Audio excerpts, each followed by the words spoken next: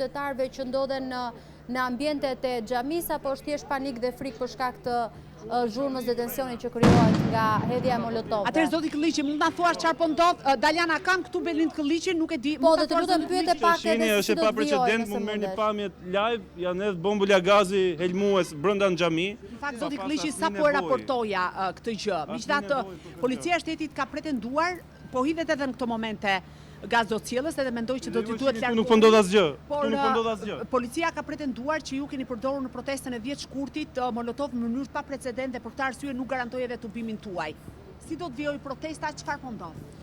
Unë e kuptoj që ushtari i krimit organizuar Ilir Proda, ushtari i bandës Troplimve dhe i bandës Elbasanit Suel Qelës është i shqetësuar për protestën e qytetarëve, por të pretendosh rregull mbarvajtje nga ushtar të karteleve të narkotrafikut, kjo është çmenduri.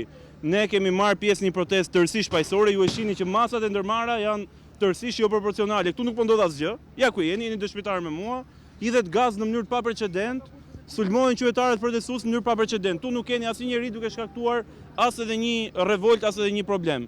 Qytetarët janë të revoltuar për shkak se dhuna policore për të stepur për dalin protestë është e pa precedent, kjo nuk ka ndodhur më përpara. Si shikoni këtë tani që flasim, këtu vazhdon të hidhen. Si shikoni këtë pjesën që menjëherë po të shihni hidhen edhe nga lart, hidhen edhe bombula gazi në mënyrë që këtu qytetarët të ikin nga protesta dhe të largohemi.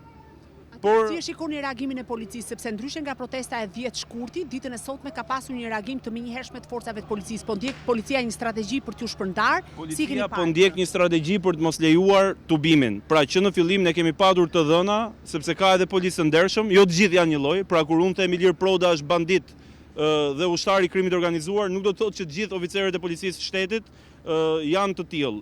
Por ka dhe punonjës shtetit ndershëm që na kanë njoftuar. Tani që ne po flasim, po vjen një bombull gazi lotësiellës mbi kokën tonë.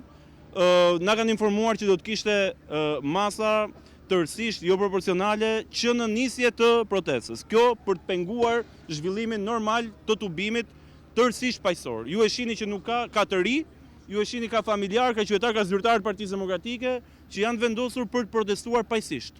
Do të vijojë protesta? Do të vijojmë, do ta shihni edhe ju, është hapa hapi. Janë munduar të shpërndajnë turmën edhe grupin e qytetarëve të njerëzve në disa zona të ndryshme. Ne do mundohemi të grumbullohemi, do të mundohemi të vazhdojmë protestën sa më gjatë mundemi. Por kështu nuk vazhdohet më.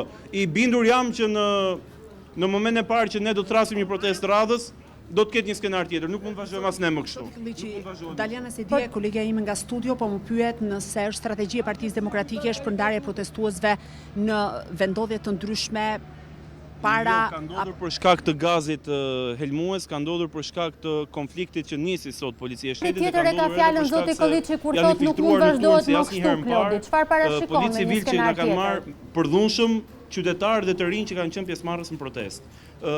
Është vështirë të menaxhosh një grumbull njerëzish kaq të madh, por thirrja ka qenë për të mbledhur që të gjithë para parlamentit. E shihni që ka patur një blokadë ke Bashkia, ke Ministria e Infrastrukturës, ka një blokadë tu ke xhamia, por do të bëjmë maksimumin për t'u grumbulluar sërish. Kuptoni zoti Këlliçi, sepse kam pyetje nga studio me faktin që nuk shtyhet më kështu? Do të radikalizohen edhe më shumë protesta. Që do të thotë? Që do të thotë, do t'i përgjigjemi dhunës Edi Ramës dhe dhunës e Ilir Prodës në mënyrë proporcionale. Po sot kur mendohet të mbyllet protesta, që lejon një parti politike dhe një popull opozitar që ka të drejtën të protestojë kundër hajdutëve që janë sot në qeveri.